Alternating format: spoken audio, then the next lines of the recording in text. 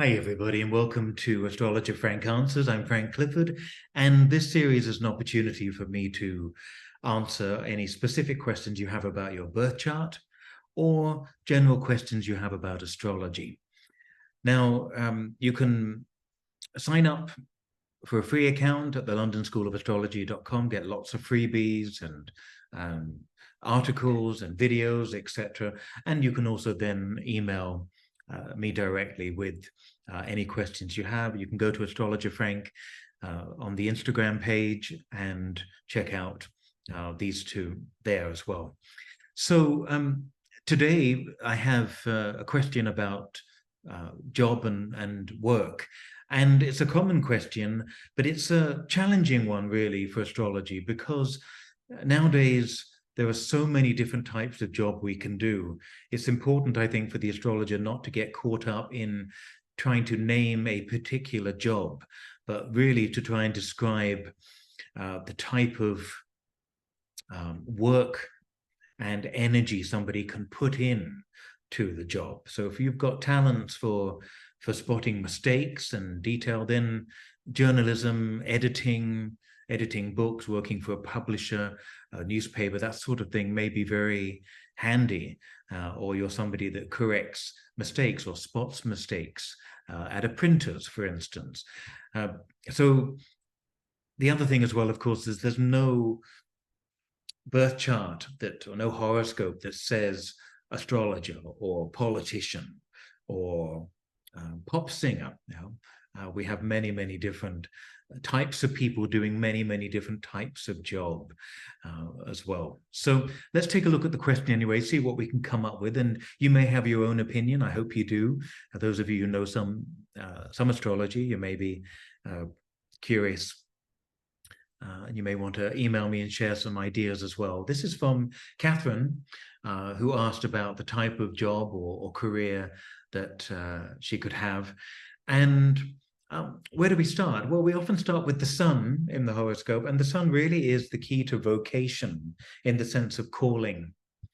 And one of the great talents of the sign of Libra, and Catherine is just almost 2 days into the sign of Libra, so she's very early, cuspal Libran. Not that that makes any difference really, but being born with the sun in Libra, one of the great talents is to find positive ways forward with people. So they make good diplomats. They make people who are very good at being in situations involving conflict.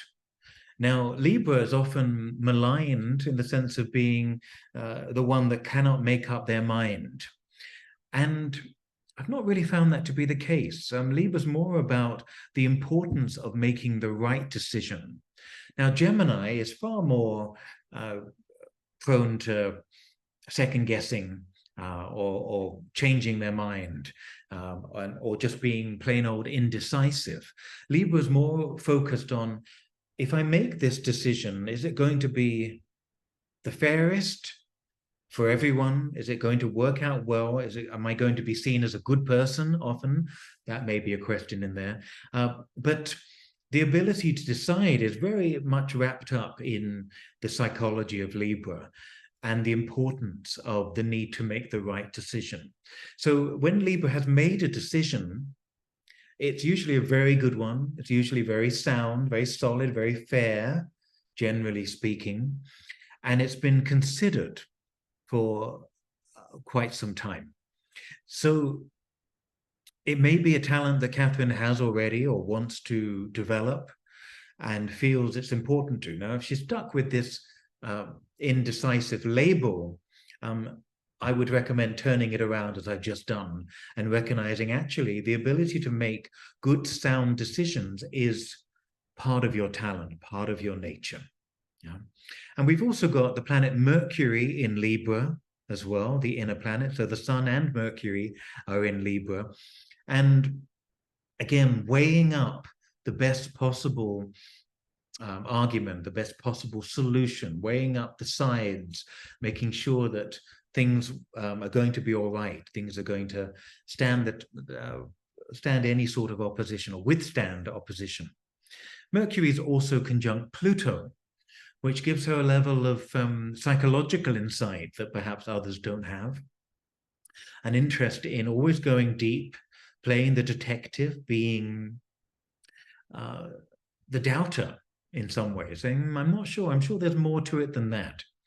Mercury, Pluto is very suspicious, and rightly so, because we need that type of mind to doubt the official story and to then ask the right questions or dig deep or do research in a way. So it may be that an interest in relationship issues, often Libra gravitate towards jobs where they are in the middle of warring factors or disputes in some way, and they're there to help people navigate a way forward. Libra's about what we have in common.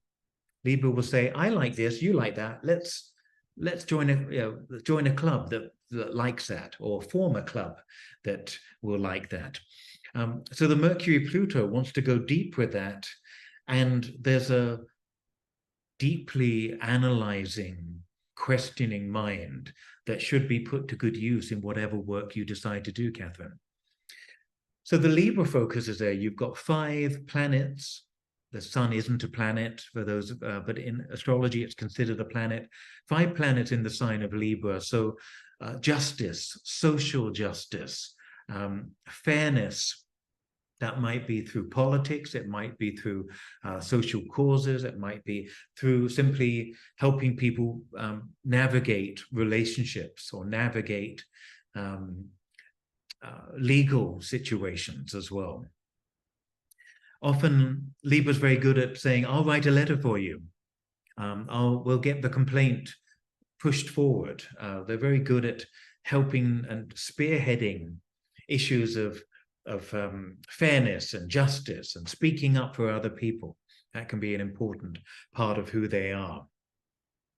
Now, Catherine's got Cancer on the ascendant, the sign of Cancer, and that is often linked to the helping professions. Pisces is on the midheaven, so we've got 2 water signs linked to the public and social persona. And often what I find when there's water and air strong in the chart, Cancer's water, Pisces is water, but Libra is air. There's a great interest in how can I really help people, but in a practical, detached way. So there's a need to come in and nurture and be there, but enough detachment not to be having a nervous breakdown at the end of every day. So it's like working in a situation where people really, truly need your help, but you're able to shake that off at the end of the day, or to have some distance with that, to be objective in that air or Libran type of way. So you often find people that are very good with social work or working within organizations where there's a very caring aspect to it, but they're also on the phone, negotiating, fighting for justice, doing things like that. So maybe one of those areas appeals to you, Catherine, but that's the sort of energy in your chart. We've also got the moon in Leo, square Uranus in the 5th house. And Uranus is in a grand trine here, this triangle you can see in the chart. That's for another question, another answer session later. But what this says, this moon Uranus, is that there's a need for a lot of freedom to do creative work. So being behind a desk, simply ringing up for other people, isn't going to do it fully for you, because what you need in some way is to put a creative stamp on something, or to be a mentor for people. This aspect in the chart also points to having fun with young people.